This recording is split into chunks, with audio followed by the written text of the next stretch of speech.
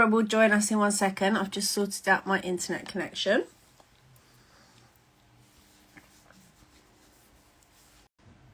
Okay, it's working. Okay, it's gonna work. Just adding Laura now.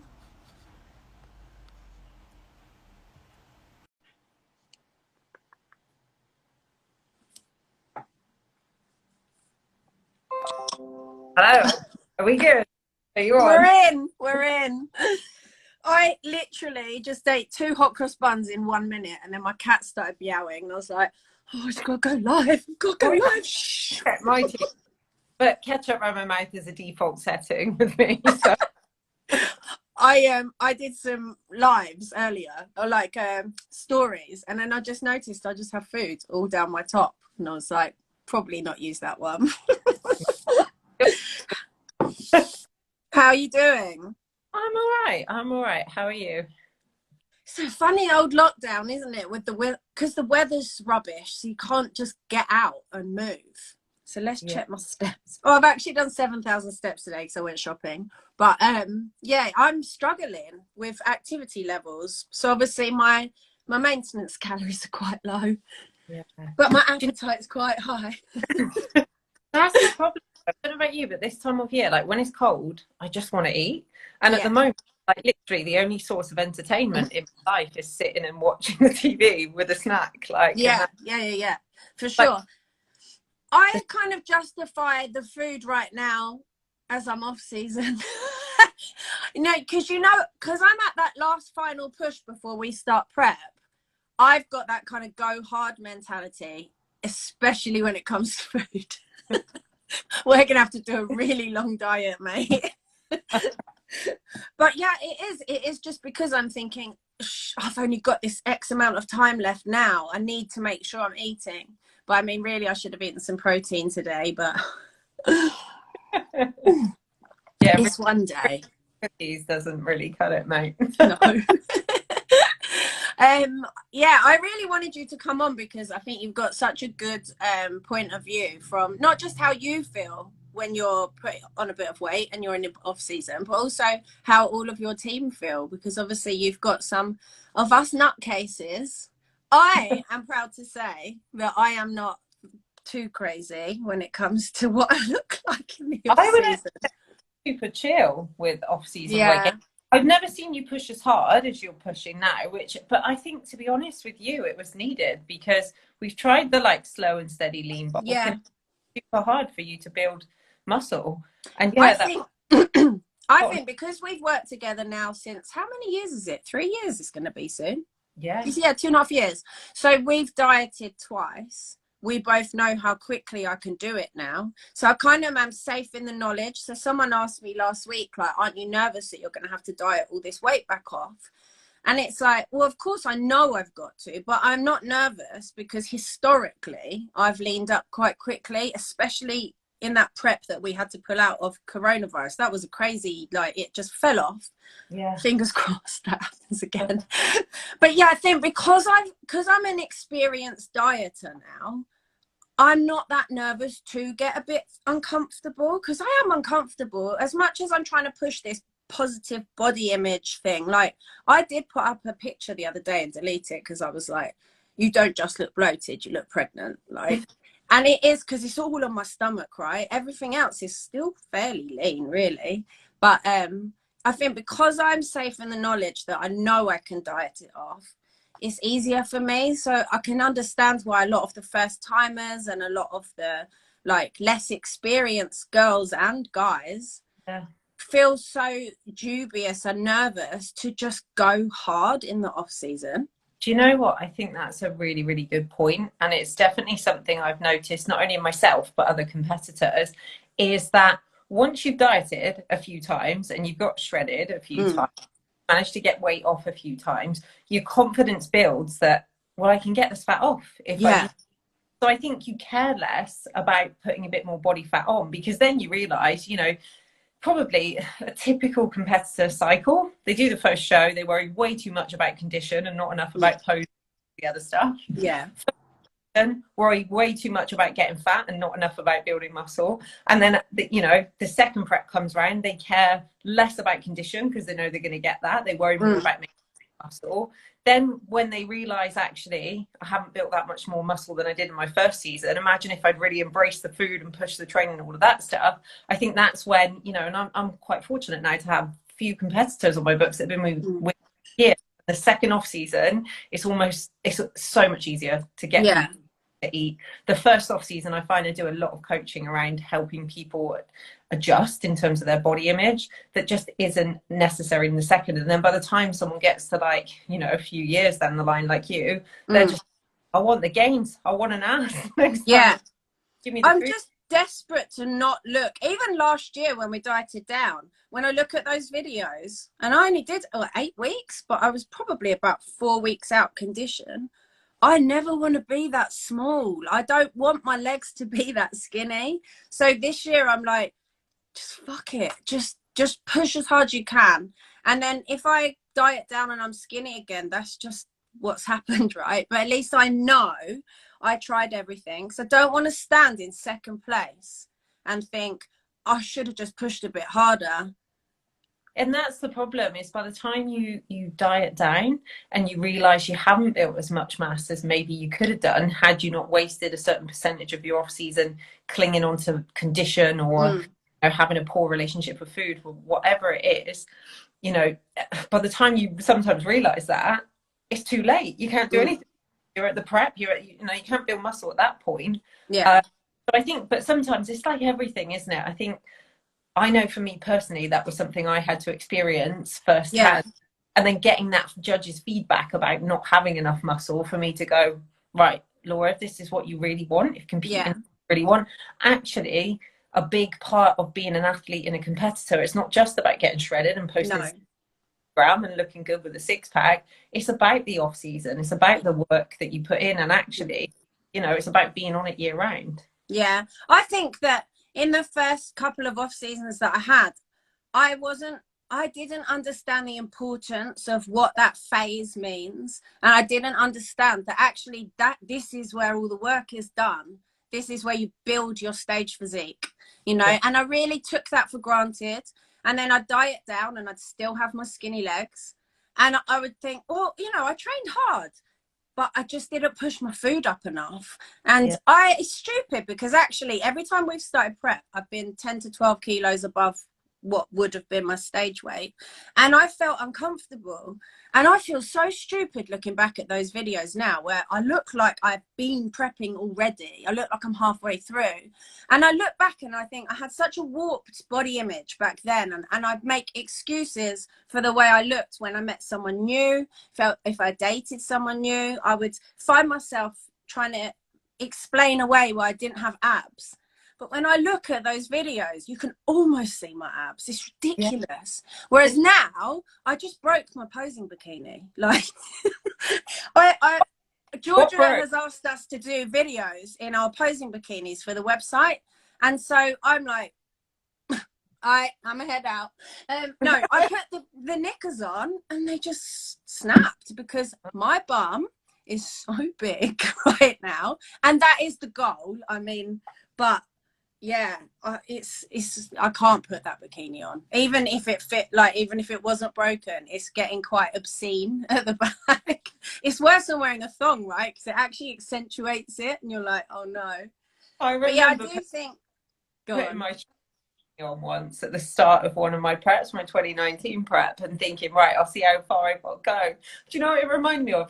Like those hams that you see wrapped up. I've got jeans that have got slashes in, and if I wear them in the off season, it looks like a burst sausage. My fat is just poking. It's crazy how tiny you get, though, isn't it? Without realizing. Yeah.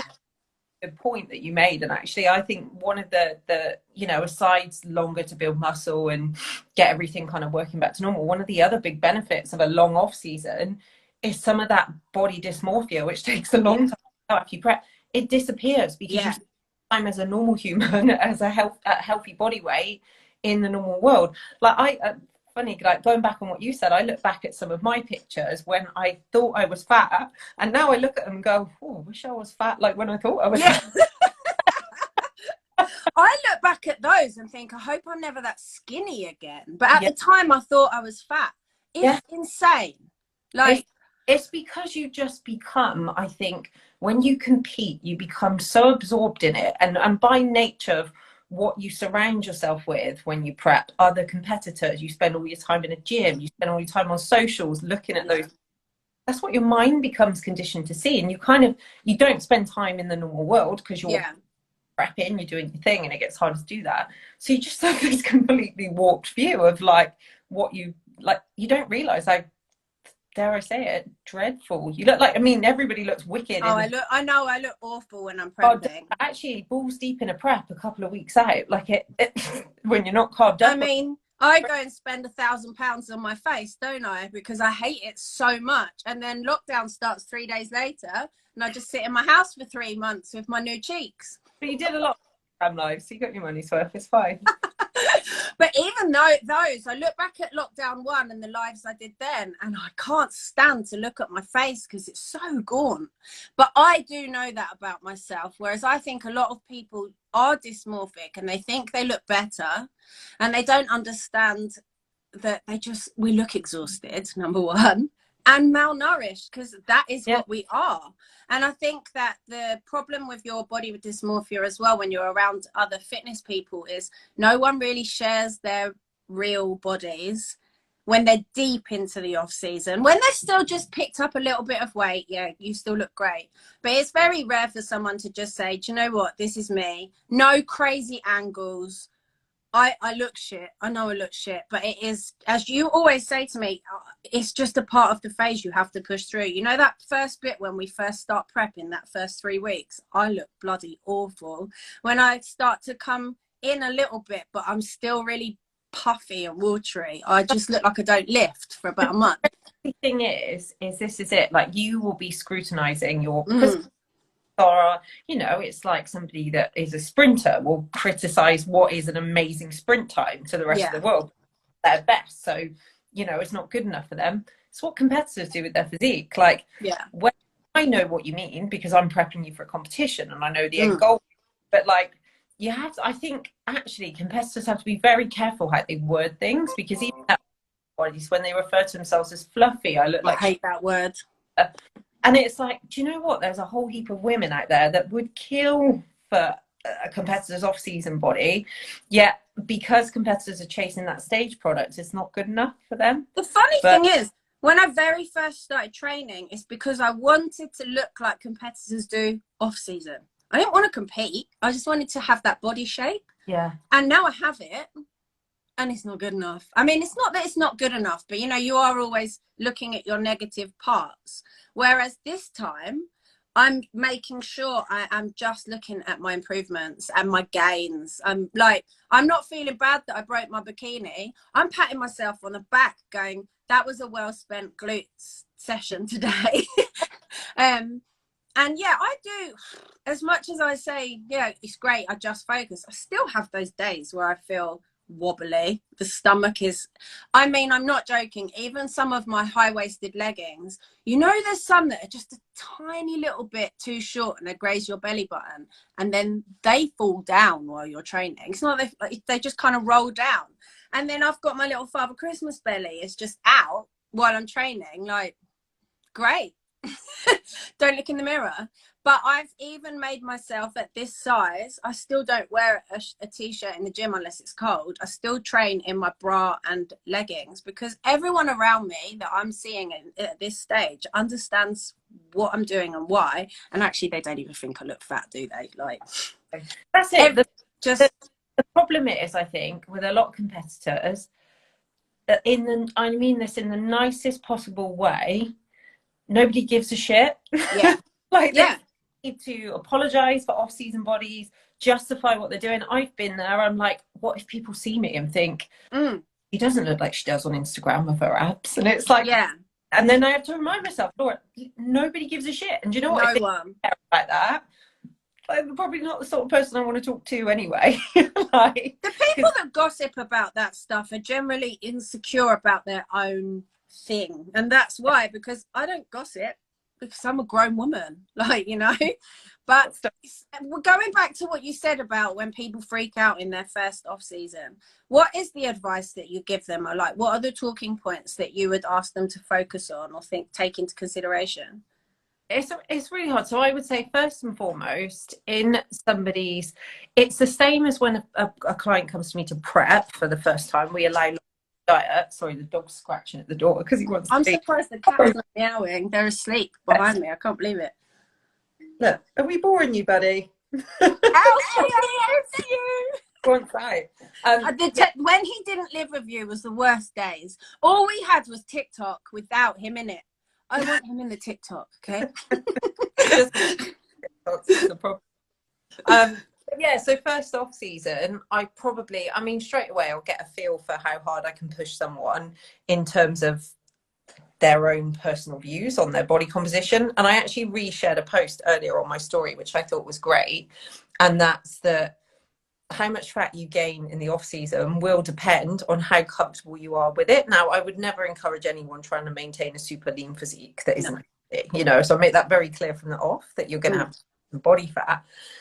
But actually, do you know what? If at the end of the day, for a lot of people that compete, it's just a hobby. It's just something like, you know, and you have to live in that body 365 days of the year. So what's the point of spending half that? Like, you're hungry and tired and you're prep. You don't want to waste your off season feeling uncomfortable with how you look every day. So I think there's a balance to be found there. Chloe's asking for more macros in the comments. Freaks, now I eat like a pig, always open to more food, hint, hint. And then check out Kylie, put on 25 kilos and over 3 inches on each quad. If it's your first real off season as well, if you embrace it, you will grow so quickly. You're probably quite young as well. I haven't got age on my side, sadly. But that's another key thing for me, actually. I'm hanging out with people in their mid-20s, early 20s that are gaining like that and recovering like that because they're young. And then my body, and don't get me wrong, I can recover quite quickly, actually, but not like that. You know, so I'm training with a 24-year-old wellness competitor now. 4 leg days a week. In the first month, I called the doctor and I was like, I need blood tests. Like, I'm so wrecked. I think that because I had COVID, I think I've got long COVID. Honestly, it was just my CNS. It was so fun. I remember you checking in and saying that. I was like, how about you just take some rest days? But I can't. And now I can keep up with her when we train. And I'm not as strong as her, but I'm certainly getting there. And I feel great and I can do the 4 leg days now. Don't get me wrong, my hamstrings are forever tight and forever sore. But hopefully I'll have more than one this year. So I do think that people, oh look, I have this age issue. Everyone's 24, 25. Oh, Hannah, I don't think it's that you're chasing your tail. You just have to be kind to yourself. It is self-care and self-love to realize there is a difference. As much as if you are as old as me, you want to think, well, I'm still young. Like, age doesn't define you. Your body, it still needs a bit more. And I'm just really focused on my recovery now. Supplementation or food and sleep. And sleep is something that I've never had, isn't it? Yeah. Do you know what? That's one of the most underlooked factors in off season. Like, if you look at pro bodybuilders, they all prioritize sleep because when a large amount of muscle repair and growth happens. So, you know, rather than focusing on sleep quality is a big one that I get people to do in the off season, because that is massively contributes to muscle growth. So people spend a lot of time focusing on what they do in the gym and food, and that's amazing, but they're missing a trick if they're not focusing on things like sleep and food choice quality as well, you know, all of that stuff. I just feel like I'm ready to train as well. Like, before, I'd be going there and I might feel a bit tired and I might just do the session whereas now I make the most out of every single session, especially because I'm really conscious. I think when you compete, you really feel like you've never got enough time because you know prep is coming. Unless, like, at the start of my 2-year off, I was just like, But when it got even 6 months in, I was like, shit, I've only got 6 months. Yeah. And I know that I want to just improve so much, and I've got to be realistic how much muscle you can grow in that time. I just wanted to line up all of my blocks and try and maximize each little part. And I mean, it's clearly working because I do look different. I was nervous to check in with you last week because you've never seen me this big. So for everyone at home, I'm the worst client ever.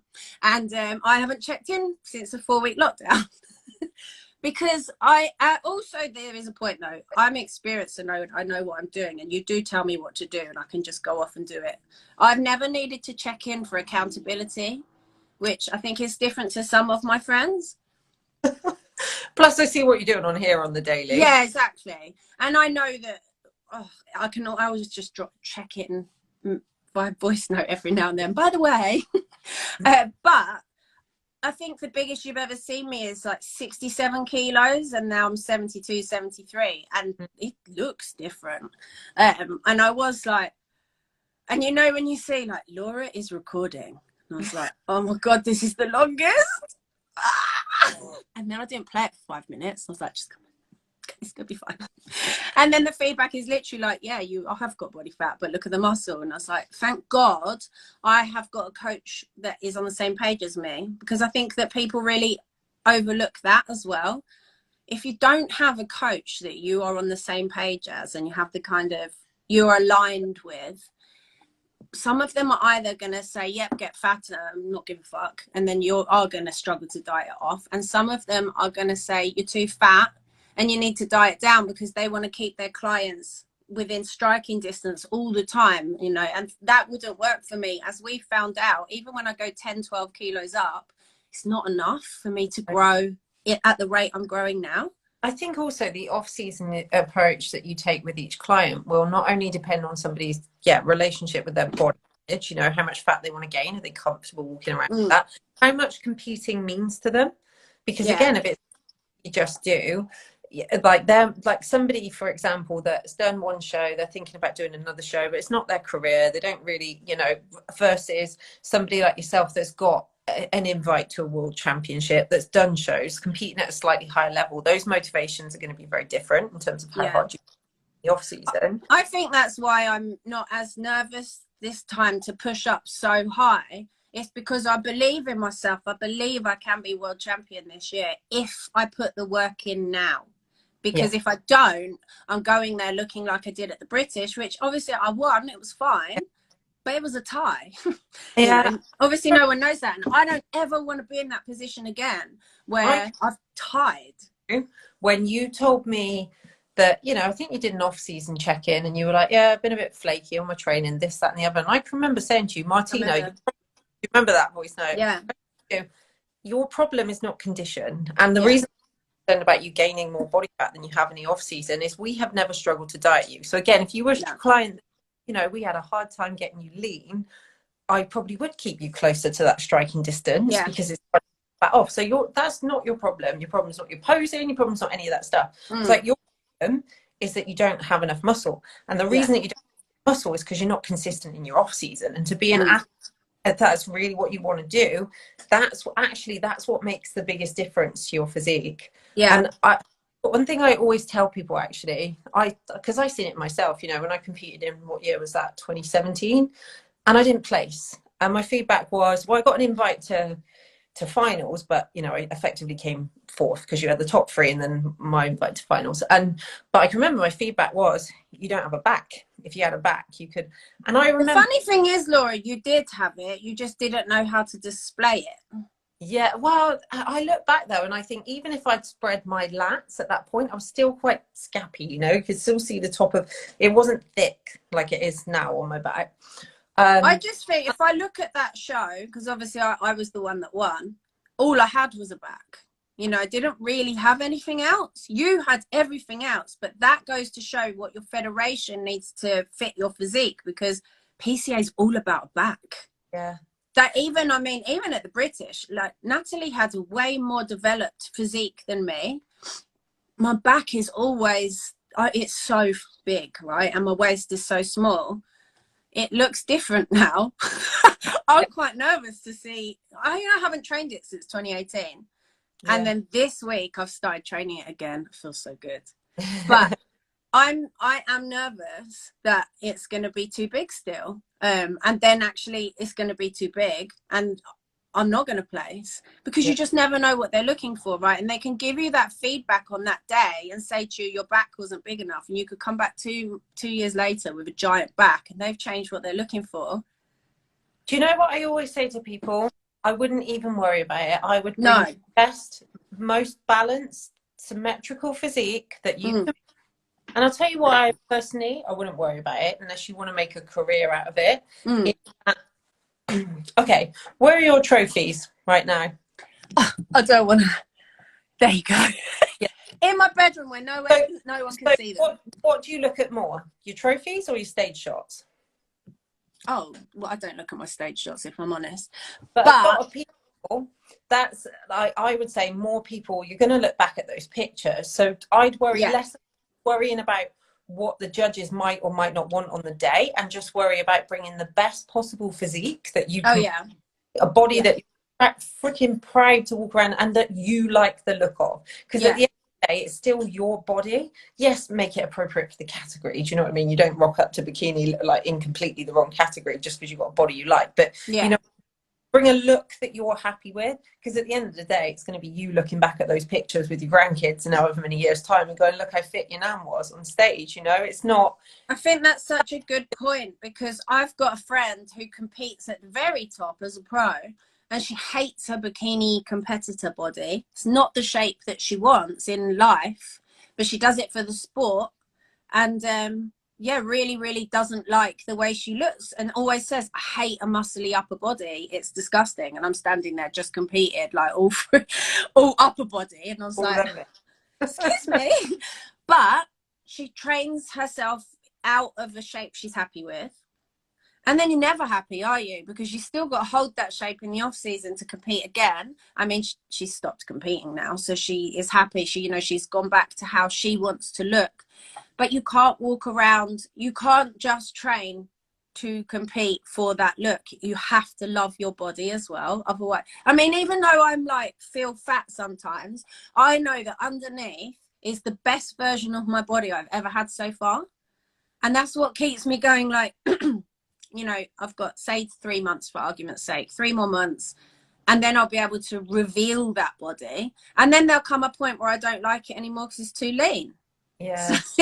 You know. What? Looping back round, so I think I was going to say it earlier, but we went off on a tangent a little bit. But that is it. When you diet down and you see the muscle that you've built and you see how the area you wanted to bring up has grown, that is like the best feeling in the world. And at that point, I go, thank God I came out of my comfort zone and gained that bit of body fat, because that small bit of body fat is that feeling a million times over. And like I say that to my off-season competitors, I promise you that feeling, that feeling is going to massively outweigh feeling a little bit fat. But it will piss you off if you go to this. Can I swear on this? It'll piss you off if you go to diet down and you're the same, you know, just for the sake of trying to cling on to a little bit of condition. For what? Off season over the months, put on a big jumper and just crack on with your day. There's way more stuff to. That is what our last diet made me feel like when I dieted down. I mean, at the time, I don't think I realized how slim I was until I went back into off season up to a body weight that I enjoy, which is actually 10 kilos over. And then looked and just thought, my legs look so skinny. And then I just thought, you know what? Never again. And I'm just going to have to eat and see if it works. Because obviously it's so person specific, isn't it? You must have clients that can eat absolutely nothing and still gain. And then some of us that are literally, I go to bed feeling ill because I'm so full sometimes, but I've had to hit a certain amount of food to grow. And I can remember you saying to me, you like need to be consistent was the big one, which I've made sure. Do you know what? The lockdown's been great for me because it's made me consistent because I've got nothing else to do. You know, there's no like, do you want to go for a drink after work? And I usually train after work. Yeah, all right. Now it's like, fuck, what do I do to break up my shitty day working from home? I'm going to train. And so it's actually done me really, really good. I think But this is the problem with the inconsistency. Not that this has ever been mm, you, but what some people do if they don't get a kind of handle on the off-season nutrition, or maybe they try and go too rigid. And when I say to people be consistent in the off-season, mm, I mean sit there like a bellend eating chicken and rice 6 times a day, basically doing your prep meal plan in bigger yeah, quantities. What I mean, I but fully believe and embrace that the off-season is for living life. But yeah, if you have a good handle on that relationship with food, so you're not, you know, the worst thing you can do is what you sometimes see is people are too restrictive. They're either not on enough calories or their yeah, food aren't varied enough in the off season. So then what happens is they kind of go off on one, have a bit of a binge, or maybe a weekend where they yeah, a bit mad.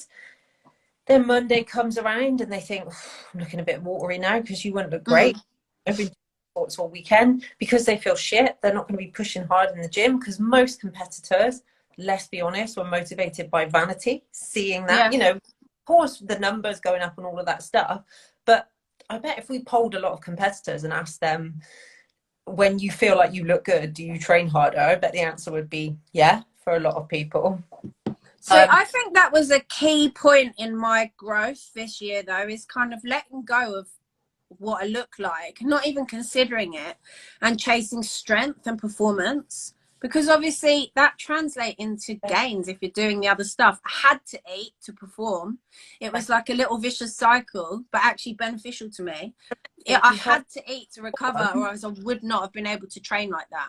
Yeah, but this is the problem, I think, where people don't get handle on that off-season nutrition, is that they go into these cycles, and it's something you see a lot in bikini of this undereating, overeating, undereating, Yeah, overeating, and you're missing out on all these amazing opportunities where your training could be the mutts nuts if you weren't just doing this with your nutrition. yeah, Like, just you're going to gain some body fat, get it on, and just do you know what I mean? yeah, Focus and really like tune into that relationship with food in the off season. That, you know, it does pain me, and each to their own, because some people, they can follow their meal plans in the off season and they love it. yeah, But I quite often have it where girls will come to me where they struggle with not even binging, but just overeating, or what they class as overeating in the off season. And actually, when you but I delve, don't regret it. yeah, I use your macros as my minimum food for that day. And yeah, then anything over, I've got to diet it off.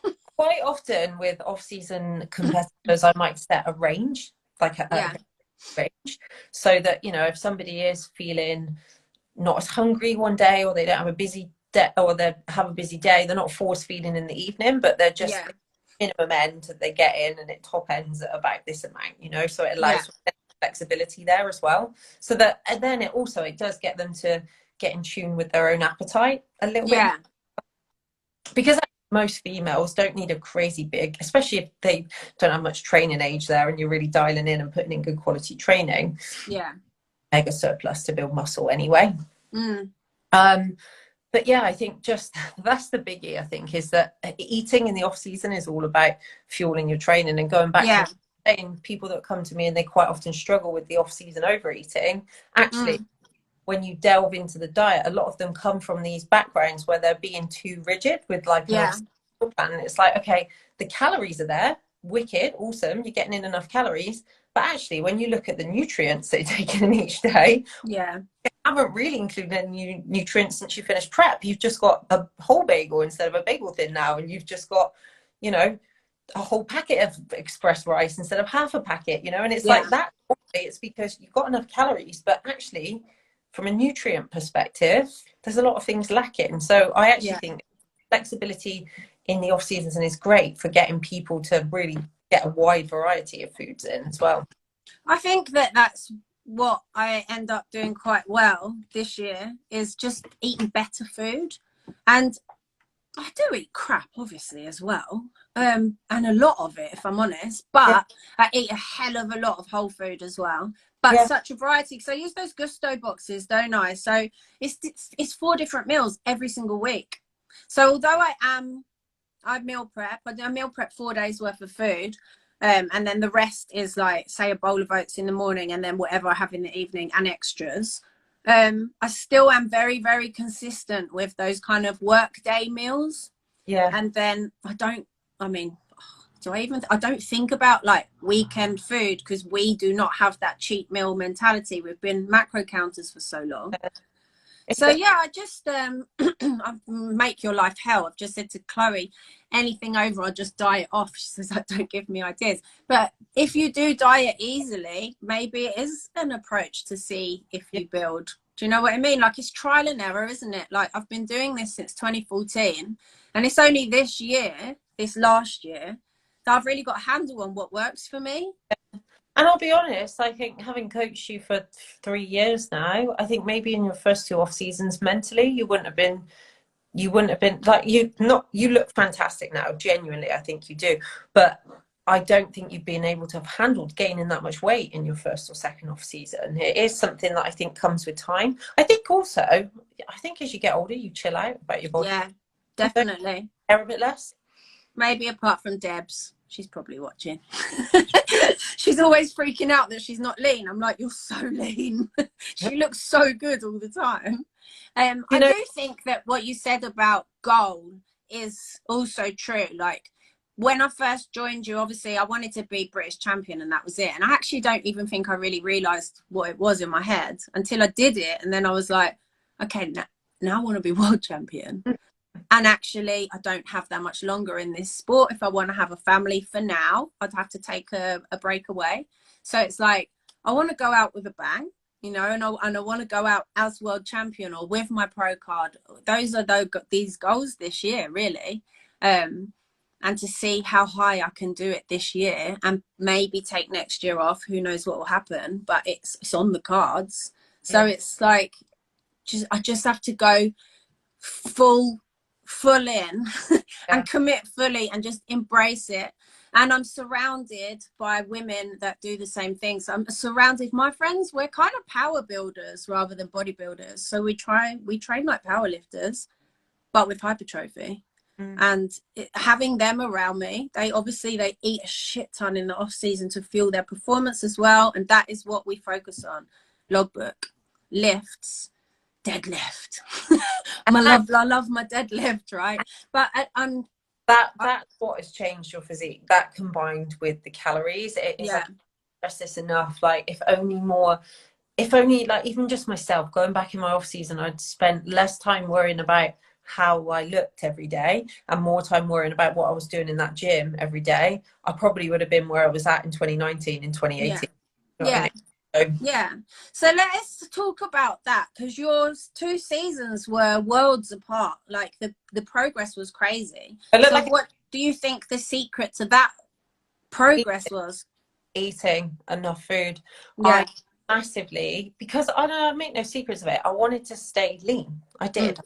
I was probably a bit warped about my own body image. I had no idea how, like, I had no real concept either of actually to look like that when you're that lean, as in like what I wanted to look like as a bikini competitor. I didn't realize quite how much muscle you needed as well. It's, you know, it's not crazy amounts, but it's significant. And I'll be honest, it was like, I don't think I ever really let my body get to the point where it fully recovered after hormonally, which meant that I was going to always struggle to build muscle. At the time, I couldn't tell you if I had a monthly cycle or not because of the contraceptive I was taking. I didn't have one, so I just assumed that I didn't have one. But for all I know, I have one, and maybe being a bit irresponsible, but I didn't think to check that out. But I think that but I'll tell you what, I can now feel it in my own body, right? There's a certain level of body fat that I hit where I go, sweet, I can feel that it's optimal now in terms of performance. So I think, number one, I was reluctant to get where I thought I was fat was actually the healthy body weight where I needed to grow. And then I think the second thing was actually, no names mentioned, but I had a coach at the time who never pushed me hard enough on the food front, and actually had me on the calories that, and it's not just because I built more muscle, calories that that I diet on now when my off season. Like, I think I was on something like 2,000 a day in the off season, but to put that into perspective, I'm like, I'm tall. Yeah. That's not a lot of food for me. I'm very active. I take at least 15,000 steps a day. Whereas I now I'm remember not. when you put me on 2000 at the start of prep, and I was like, I'm starving. But you were the same height, right? So yeah, it's not Yeah. enough. I can remember I got to about, I'll be honest, I got to about 3,500 calories. Mm. At that point, that everything just clicked. I was like, Yeah. wow, all my little aches and pains have gone. And Yeah. Jesus, I'm a lot stronger than I thought I was. And Mm. all this clicked into place. Now, if you'd asked me at that point in time how I thought I looked, I would have said I don't look very good. Now, looking back, I've looked bloody great. I don't know what the Yeah. problem is. But Yeah. at the time, it took me a while to recognize that. So, yeah, and it was kind of like, and these are the signs I would say to somebody coming out of a prep to look for. It's like, have your little niggly injuries gone? Are you recovering well? Like, are you suffering less from DOMS? Are you sleeping better? How's your food focus? Because actually, as a competitor, again, somebody that spends a lot of their time dieting will have a very warped perception on what being full is. And Yeah. when they're like bloated or they've overeaten because, oh no, I'm sick of food, I can't think of it. Mm. I feel sick. But actually, most normal people, they get up, they eat their breakfast, they go about their day, they eat their lunch, they go about their day. It's not normal to think about your food in Yeah. between a feeling of, I'm a bit hungry, I'll get something to eat. Like, Yeah. that's what most people with a normal, healthy relationship with food. Yeah. Right. So it's only when all of that stuff switched off that I really started growing. But to be honest, I'm a stubborn little shit. And because they told me I needed a back, I was like, I've got a point to prove. And Yeah. that just on. But yeah, that was it. I And you underate. did it because the progress was crazy. Yeah. Yeah. And then, I went back and did 2 shows that year. And then I went from not placing to winning them both. Yeah. So, it was 100% worth it. But outside of it, wasn't even that moment on the stage. It was that I can remember when I started dieting. There's a video somewhere on my feed. I might repost that actually. And I was in TK Maxx changing Of rooms, course. and I remember trying on like gym wear, and I was a sports bra, and like the change room mirrors when you can see yourself from like all angles. Yeah. Very flattering. It was at that point I first realized, Jesus, I've grown a back. Like, even though I Mm. was every week, I really Yeah. kind of it. And that's that moment that I remember. So I now know if I ever feel a bit fat again in a muscle gain phase, I just think about that moment because it felt so good to know that it had grown, and that's what spurs me on. Do you know, when I feel fat, I just check in, and it's not anything to do with feedback. It's seeing myself in that front pose, that PCA front pose where you've got the X shape, and I can see, you can always see just a hint of delts, your lats, your waist. I mean, my waist is so big at the moment. It's like a boy's waist. But when I checked in, it all looked in proportion, which made me think everything's grown. If my waist is this big and everything is still the same ratio, everything's grown. And it just That's keeps me going for like the progress. I'm like, okay, good. Let's keep on this. Keep. pose. You are X shape. You're not Mm. checking me like, like one of the Mr. Men with little arms poking out. In which case, Yeah. right, Martina, all you're doing now is and then the thing is, I'm not, I never want to tell anyone how they should look, but obviously competitors as a coach have got a responsibility to make sure that the fat that they are gaining is for their benefit, Mm.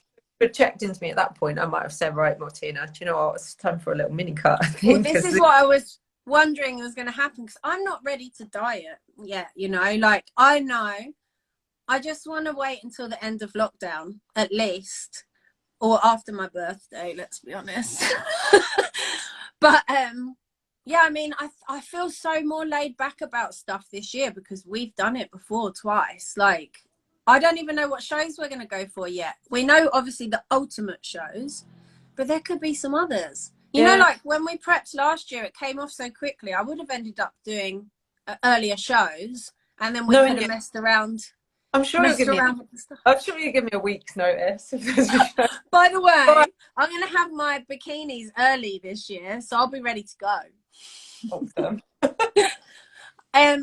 But yeah, I must say that that two bros front pose, which is to me a side pose, is the probably least flattering with any body fat on. Even in prep, it doesn't look good until you're very close to your stage weight. And I think that a lot of girls check in those poses because that's what they're going to do on stage. And they just don't realize that that's probably the worst pose you can do in the off season if you hold your fat on your abdomen like I do.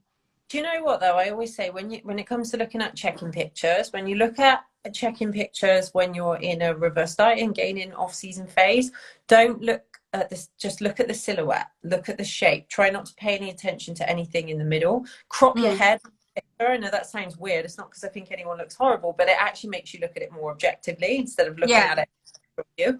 And look at I always look at the silhouette and the outline. Is this bit growing? Is that bit growing? Are we seeing shape here? What's coming on here? Is it body fat or could that be muscle there?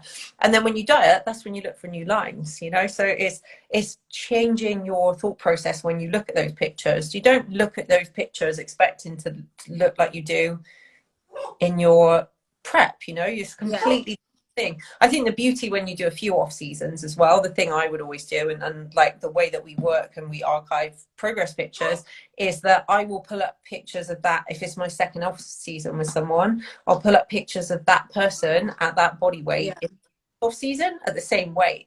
And it's like, do they look leaner at that body weight? And if they do, that can only mean one thing. That's that they've built some muscle. The dog is barking. You can't go out.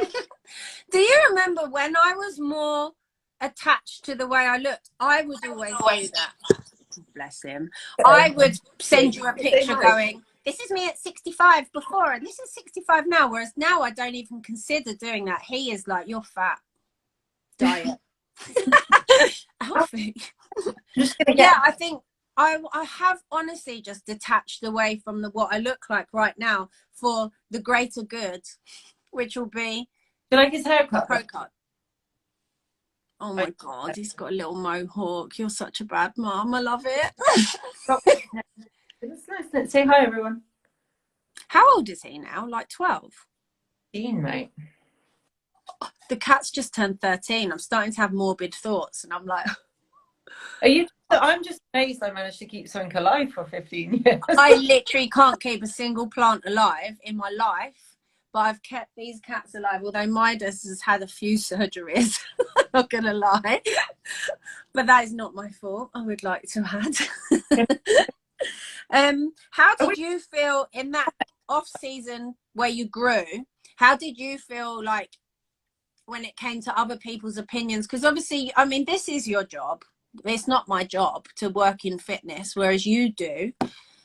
What did you what kept you going towards putting on eating that food? Because obviously with food does come body fat gain. Yeah. Do you know what? I'll be honest. It's hard at point. I think one important thing to remember is no matter what body fat, what body weight, what body fat percentage I've been, I always have fat days and thin days because I'm female, and that's I'm literally have veins and have fat days. And then you know, so I always remember that as well, because you will always have good and bad days, whatever. To be honest, for me, and it's like it's probably advice that everyone's heard before, but genuinely just focusing on the other things in my life that are good. Yeah. Like, what's nice? Oh, I can go for spontaneous dinners with friends, and how much more work I get done in a day. And you know, you just got to find satisfaction in things outside of the way that you look. And actually, I would say if you do work in the industry or you've got a job where you need to put yourself on camera, or I definitely, like now, looking back, I did not need to take as many selfies as I took. It's like now, I don't as many selfies as I do, because I realised, and it's not that and this is one thing that actually annoys me. I think it's amazing when people share their off-season bodies, and like with you, I think you're very raw and honest and real. But some days with me, I'll be honest, if I'm having a crap day, the last thing I want to do is take a picture and dwell on it. I just put a big jumper on and just get on with something else, you know, because it's not that for me. And I realise there might be value to others in sharing that content, but I also think that I think it's important to recognise that there might be people that don't want to share that, not because I don't hate myself in my own skin, it's just that it's not up there as a priority. Do you know what I mean? Like, if I don't feel that good, I find it like I do it for me as much as for anyone else, because it's almost like a form of therapy for me.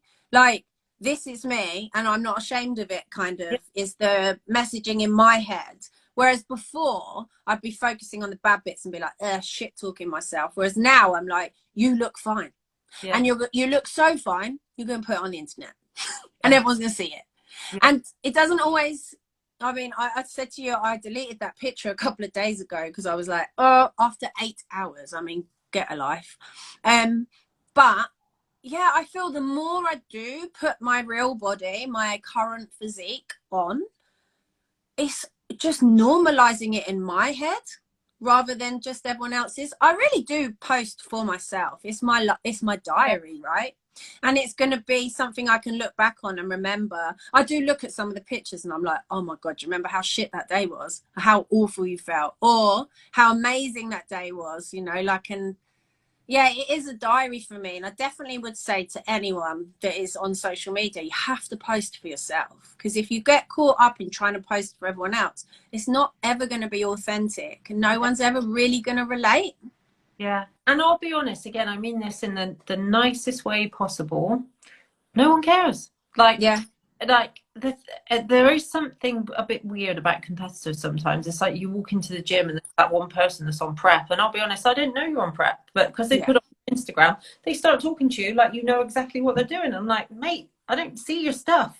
Like, yeah. Who are you?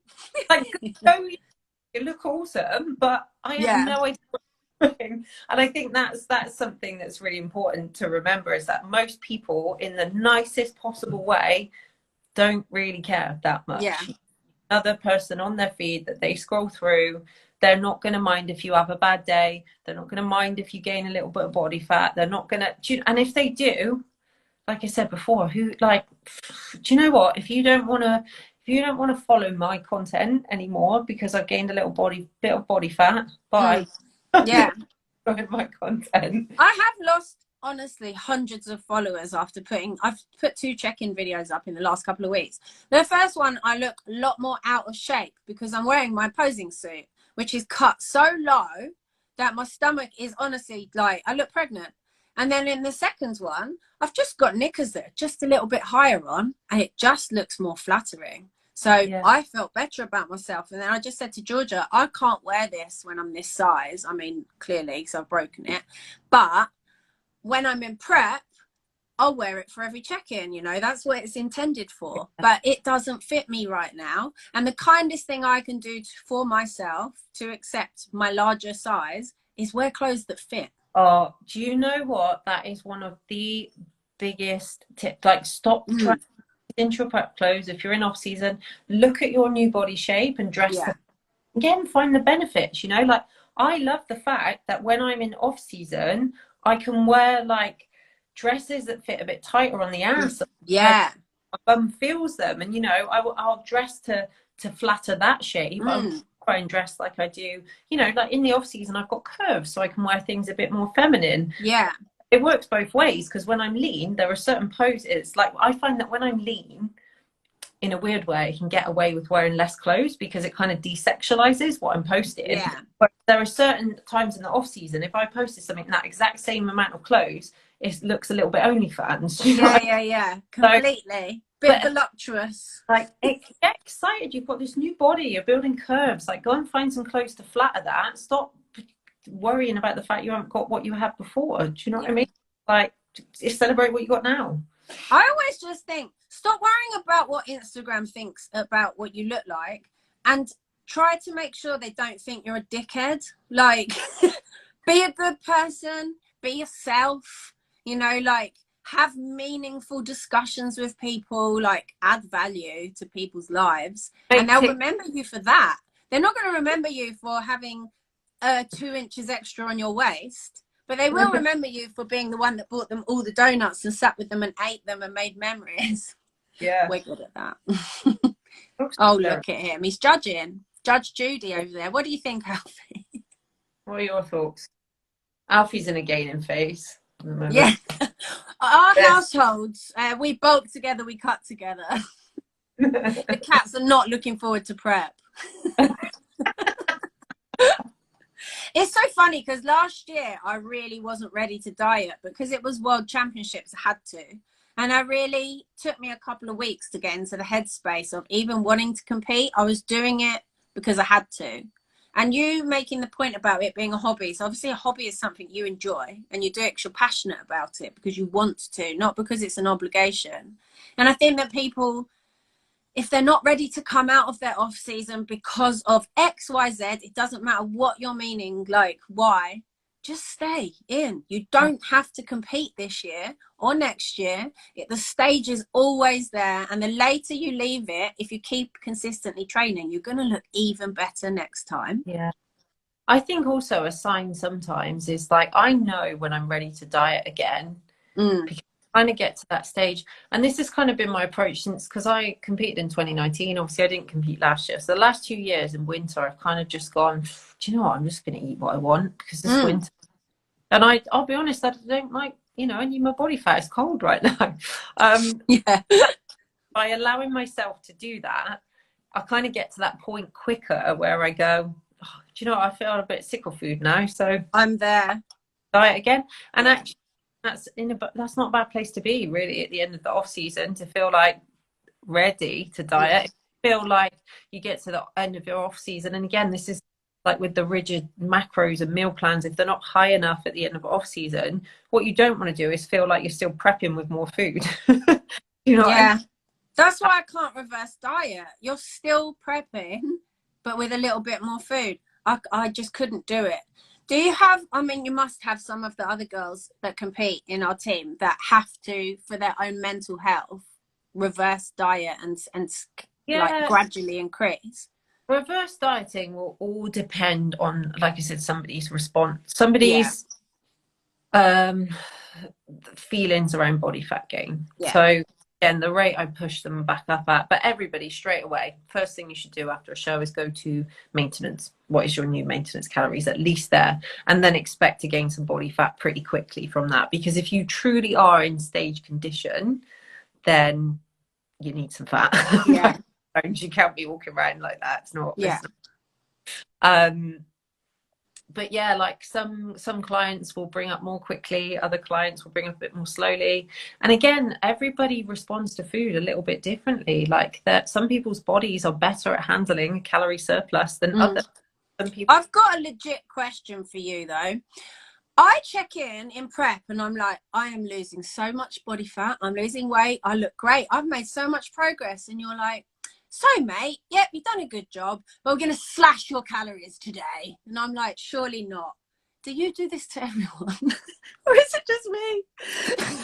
Because sometimes I'm like, there's no way she's just put me on those calories with this much progress this week. But obviously I can take it, and that's why you do it.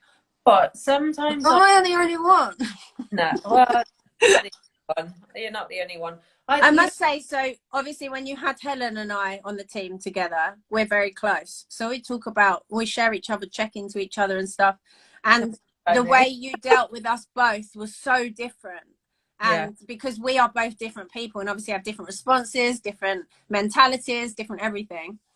It was really eye-opening to see a coach be so different, even the way that you communicate with both of us. Because I'm obviously blunt. You need to just tell me, there's no niceties. I don't need them. But some people do, right? They need a little bit of tact. Whereas you're just literally like, do you want to win? And I'm like, yes, I'll do anything. I can remember asking you for a meal plan and you saying, no, I don't want you to eat something you don't like. And I was literally like, I will eat a dog shit if you tell me to. Because that's what I will do to win. You wouldn't eat mushrooms. I'll tell you something. I eat mushrooms now. Do you? Every year I try the food I don't like, and every single year one of those foods comes off the list and I like it. I've only been eating tomatoes for 2 years. I have them with almost every meal now. I love them. But it's gusto that showed me that, because obviously you try things that you would never try usually. I will never like rocket, I'm sure of it. But yeah, mushrooms is fine, and tomatoes. Oh no, you've frozen. Oh, you're back. Yeah, do you find it difficult I know it's your job, but neurotic dieting women, do you just want to smack us around the head sometimes with the things that we come out with about what we look like? Because you know it's not important, really. No, because sometimes it's a little frustrating, but actually it bothers me more that someone's giving themselves a hard time for that, because in my mind I'm like, oh, just not worth worrying about, because you're not going to care about this later down the line. And I'm not undermining what I do as a job, but it's really not the most important thing in the world, you know. Like I for someone, I know that might sound rich coming from someone whose business relies on me saying I can help you look better, but the reason I want to help you look better is so that you feel better in your body. And what I do is so much more than just shoving out macros and all of that stuff. And there's a reason why you and Helen are coached so differently, and it's because I coach you and Helen. I'm not an online marketer, I'm a coach. And I actually think one of the key skills of coaching is to be able to work out what makes, like you both do well, you both won your shows, so like it's to work out what makes you tick, what motivates you, and how I can tap into that, and we can work together to bring out the best in you and push you to a point you've never pushed before. And that's for me, that's the skill of coaching. And that's why I love it when my clients talk, because they realize that, like, I treat everyone. We're not getting cookie cutter plans like some. I'm so distracted by what my trap looks like, because my hair's making it look massive. What? It's just a shadow. Me, my trap looks massive, but it's just a shadow. I'm like, I forgot my life on Instagram. I'm like, I'm gonna be most muscular. I do feel like as well, the reason that I feel better about my body at this higher body fat percentage is my muscle has matured over the years.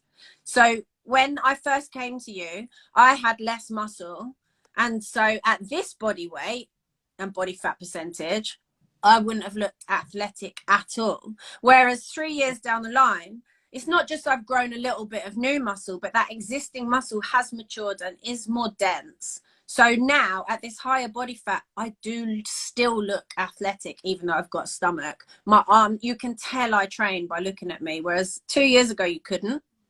And that's helped me to feel better about the body weight gain as well. And it's like, well, I still look like a train. I just look like I love food as well, which is fine. That muscle does look better. I've noticed that. Like, I've got a little bit of, I had no glutes. Now I've got a little bit of glutes. When you put fat on that small amount of glutes that I've got, it looks better. It does look differently. But I think that's the key thing. Is why, so, like, I could say this until I'm blue in the face, but stop worrying so much about the scales, everybody. Like, just focus on what, like, I do it all the time with clients. I'll whip out, well, actually, this is you at that weight before, and this is you at this weight now. And people are like, oh my God, didn't realize. But I can understand it. You know, it's, you get on the scales every single day, and that's the first thing you see for a lot of people. So it's easy to get caught up in it, but it's so important not to, especially if you compete, because it will hold you back. Because that's another thing that held me back, is that I'd start to see my weight creep up to, back then, I laugh now because it's what I do photo shoots at this weight, but now I do it, it was 64 kilos for me. And at that time I wasn't growing, and it'd get near 64 kilos and I'd freak out and go, oh, 64 kilos, I'll start dieting. Like, it's 64 kilos now. So, like, but again, I was putting a cap on my own potential because I was scared of seeing that number go up. And it's bloody ridiculous if you think about it, because if you want to build muscle, guess what? It weighs something. Like, you're gonna weigh more.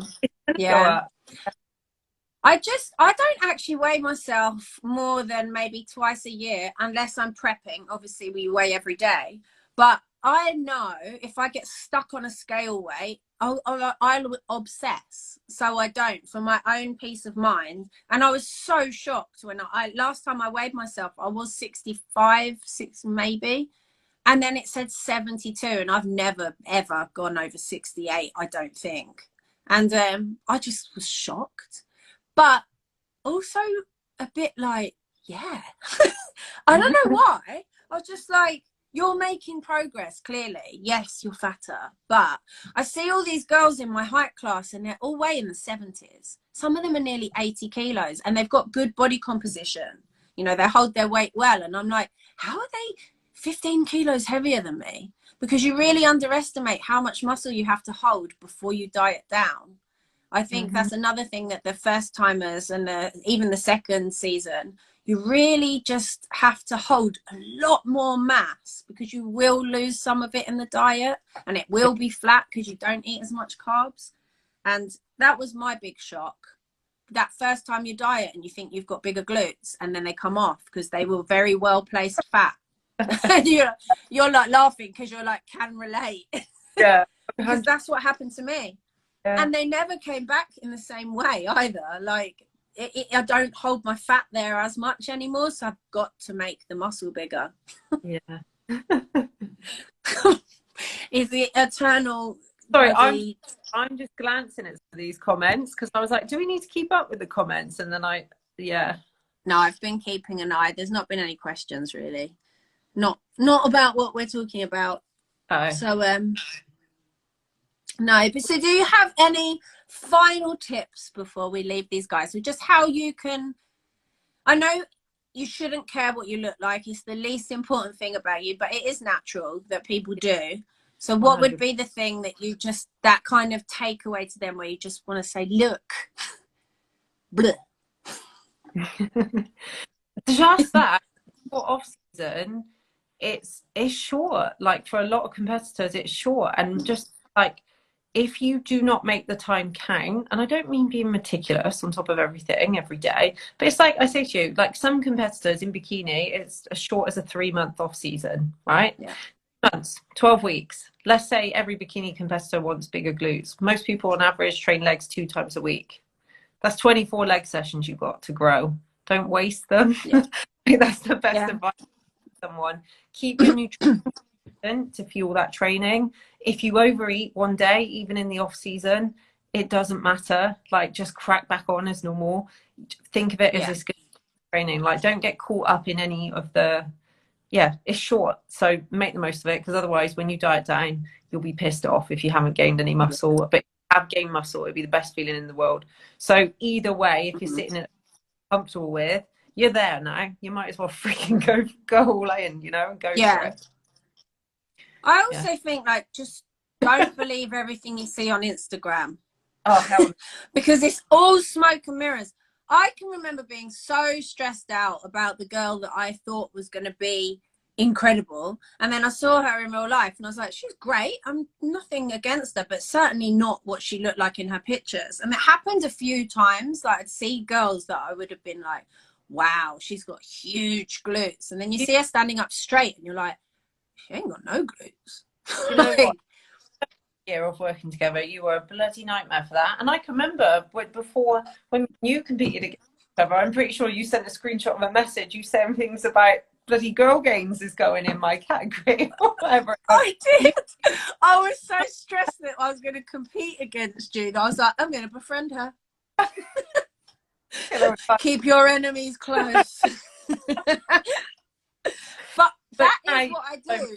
If I'm intimidated by someone that competes, I just chat to them and I make them into the human being they are instead of on this pedestal when I have absolutely no idea. And actually it kept me on top of my game. So obviously Natalie and I were up against each other for 1 and 2 in 2018. And I became friends with her in between our shows.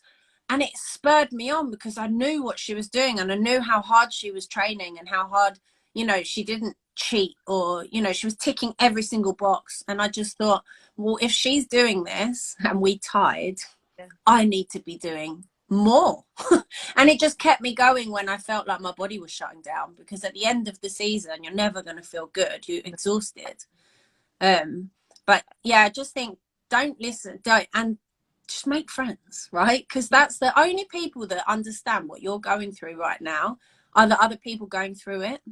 And you can get some really useful tips and tricks and takeaways. Sometimes someone says something and it just clicks, doesn't it? And you're like, yeah, you're right. That doesn't matter. And everyone loves to talk on Instagram, you know, like even in the DMs and stuff. I made so many friends in this sport that I don't know what I would have done without them, kind of thing, for my mentality. Yeah. Even us. Yeah. Well, yeah, that's how we know each other, isn't it? Backstage at a show. Like, and then let's go eat a burger. Yeah. Takes 4 hours to drive half an hour. Do you remember? Birmingham's the worst. We went to posing camp first, didn't we? And now we're stuck. Can't see each other and I'm making and then you TikTok. literally get the message, I'm 16 weeks out and I don't have a coach. It would. I think that is also why I feel so confident in my weight gain, is because your results, not just with me, but we don't compete as a team without bringing the condition. Every single competitor that you have prepped is so conditioned, because we're all in the same federation, but to have that kind of confidence in your coach, not just on a personal basis, but just in general, that, yeah, have that coach. If you don't have that coach and you're not sure that they're going to get you the results, I don't know. You have to, you know, I had a conversation with one of my newer clients the other day that's decided that, only just decided that she wants to compete. I don't know if she's watching this, she might be. But I just said to her, like, you know, she was worried, am I going to be lean enough? And I think that's completely natural, because you've got no frame of, you don't know how quickly things get lean the first time you compete. And I just said to her, like chill out. That's why you pay me. If I think where you should be, I will tell you you're not where you should be. I think you're bang on. Don't even accept it and enjoy it. And I think it's so important that you've got a coach you can trust. It's like when I compete, I know that my coach Luke, as long as I do everything he'll tell me to do, he's going to bring me in on time. Yeah, it's super important, like that relationship there, because if you don't believe it, you won't do it. It's too hard not to do, you know. You have to trust coach is gonna, otherwise you're not getting the benefit of paying someone to take that pressure off of you. Also, you notice things about our physiques that we don't, because we're so stuck looking at the bad things. And I've started to just do a check-in video and send it. I used to take like 6 different videos. Then I'd spend the whole way to work. What one do I look best? And then it would be like, you're not meant to look your best. Your coach is meant to see exactly what you look like right now. And then I wouldn't think of anything. And even the last check-in, you were like, look at your glutes. Like, even Phoebe saw my picture yesterday and was like, I've never seen your glutes look like this, because she's a coach as well. She knows what to look for. I don't know what to look for. I'm looking at myself not looking like a supermodel, rather than looking at the improvements. That's why I think cropping your head off can be useful sometimes. But I think it's natural. When you look at a picture of yourself, you're never going to be objective. You're going to look at the areas. Whereas when somebody else looks at your picture, they're looking at its entirety. Will you stop barking? Look at this grumpy little dog. What does he want apart from food? I think he wants to go out. He's either hungry or needs a wee. So we could have an Instagram live with my dog. We'll end.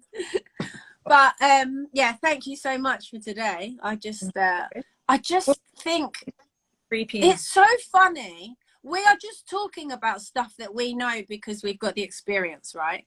And some people, they just haven't had, I don't know, these discussions before. They haven't seen it being talked about on social media, because there are people that do post their off-season physiques. But if you don't follow them, you're never going to see it, right? So everyone moves in certain groups, don't they? And I've just, the feedback I keep getting from women, it's just unreal how bad they feel about how amazing they look. You know, look at their pictures and they're sending me it saying how shit they look. And I'm like, are you crazy? I wish I looked like that at that body fat percentage. But we are just our own worst critics. And I don't know, we just all have to get fat together. I think that's the only way it's going to work. We all start prep at the same time and we all eat a lot. You know what? I'm a person, like on a personal, I mean, I actually don't browse social media that much. I post a lot, but I don't really, outside of a work context, I don't use it that. I scroll through TikTok, but it's just that I'd rather not spend all my time looking at fitness stuff once I finish work. But actually I found one thing that really helped me was, and no offense to anyone I've done this, because you might not want to unfollow people, but it's okay to accept that they might be in a part of your journey that you can't relate to right now. So if you are in your season and somebody getting leaner every single week is going to trigger you or make you feel shit about yourself, just mute them. They won't mind if you don't follow their practice. You can still go and look at it. They won't know that you've not followed them. So there's no there. But it won't be thrown in your face. You can go and look at that at your leisure. And likewise, you know, if you want to see more people in prep when you're prepping, mute the people in off season. Or you've always that option to mute, rather than, people always say unfollow, and people might not want to do that because it's a bit dramatic. But yeah, I just find if something in your feed's not speaking to you right now, or it's not adding anything positive to what your goal is, just get rid of it. I think that as well, it's really important to explain to the people close to you what your goal is, but what it means to you as well, so they'll understand. Because I'm in a group of 5 competitors, 5 bikini girls in WhatsApp, and Helen and I are both in it, and we were both in prep, and someone sent food like cookie doughs, like cake box cookie doughs, and I fucking lost my shit. And I was literally like, how are you doing this when you know I'm starving? Like I went off on one. Helen was like, I quite like looking at it, but I couldn't see it, and I unfollow every single food account apart from 2 because they're my friends, and I mute them, and I tell them both, I love you and I'll be back. But I gotta mute you. I can't have those amazing cookie dough creations or the whipped London cheesecakes in my news feed when I'm so hungry. But yeah, I just felt like people, I mean, they just took it for granted, I think. But some of my other friends would send me food because that's what we do in the off season. Like, look at this, or we should go and eat this.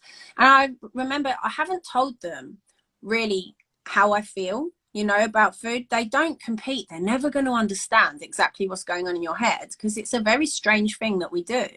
And to just explain to the people around me what I need from them or not, I'd really appreciate it if you didn't send me any food because XYZ, I will cheat on my diet. Yeah. I'll just buy it. It's really helped because I've got I only started training in my mid-30s, right? So I've got a whole party friend group. That's my like real friends. That's my older friends. So they've got no idea what a deadlift is. He's gonna go. He'll be scratching. My cats are literally, that's the first time they've not tried to get in the live. Oh my God, I had to really make sure there wasn't anything incriminating in the background there. Do you know what? I keep right now. And again, I forget we're live on Instagram. I feel like we're just having a FaceTime. Because we're just mates having a chat. That's what I've really loved. All the people that I invite on lives are my actual friends, because then it is just like chit chat, just comfortable. Yeah. Do you realise we've been blabbing on for an hour and 20 minutes now, and there are still... Yeah, no, we're gonna go now. Yeah, I know we're gonna go now. Do you know why? Because I'm hungry. Okay. I've still got to have 100 grams of protein today because I've been a carb monster. But consistency, Laura. Because I've only got, it's mid-Feb. Right, guys, I've got to go. I've got loads of leg days to do.